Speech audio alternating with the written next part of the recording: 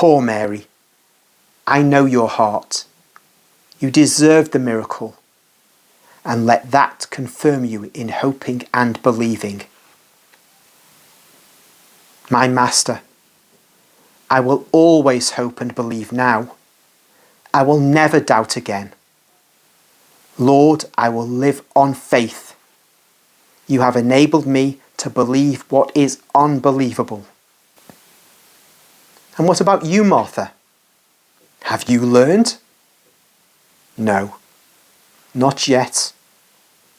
You are my Martha, but you are not yet my perfect worshipper. Why do you act and you do not contemplate? It is holier. See, your strength, as it is too inclined towards earthly things, yielded to the ascertainment of earthly matters that at time seem without remedy. In actual fact, earthly matters are without remedy unless God intervenes. That is why human creatures must be able to believe and contemplate and love to the utmost power of their whole being, with thought, soul, flesh, blood. I repeat, with all the strength of man. I want you to be strong, Martha. I want you to be perfect. You did not obey because you did not believe and hope completely. And you did not believe and hope because you did not love absolutely. But I absolve you. I forgive you, Martha. I raised Lazarus today. I will now give you a stronger heart. I gave him life. I will instill into you the strength to love, believe, and hope perfectly.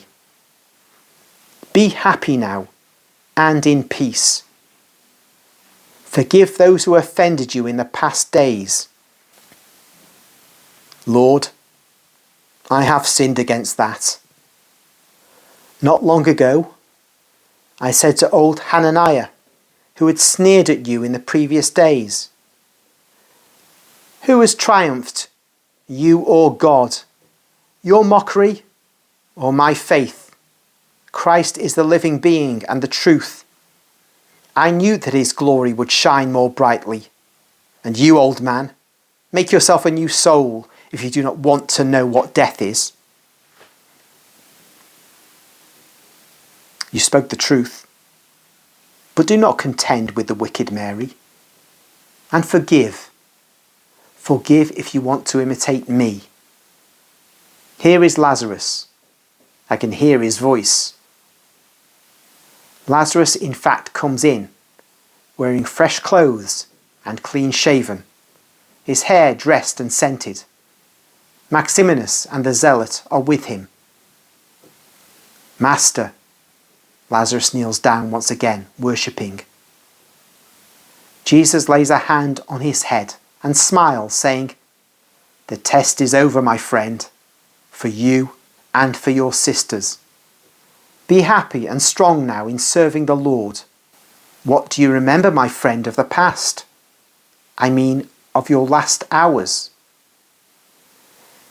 "A great desire to see you, and a great peace in the love of my sisters."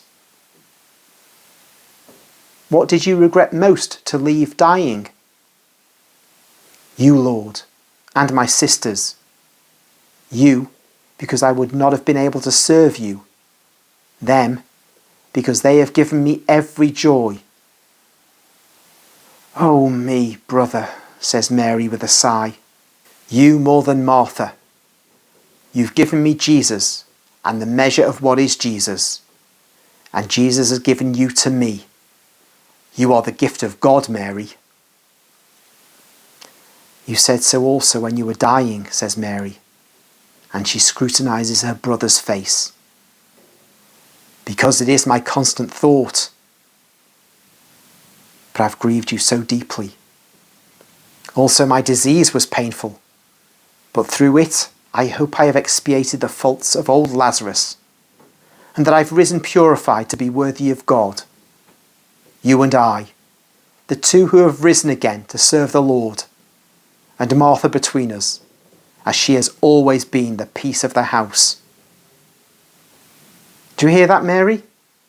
Lazarus is speaking words of wisdom and truth. I will now withdraw and leave you to your joy. No, Lord, stay here with us. Stay in Bethany and in my house. It will be lovely. I will stay. I want to make up for what you have suffered. Martha, do not be sad. Martha thinks that she has grieved me. But my grief is not brought about by you, but by those who do not want to be redeemed. They hate more and more. Their hearts are poisoned. Well, let us forgive. Let us forgive, Lord, says Lazarus with his mild smile. And it all ends on that word.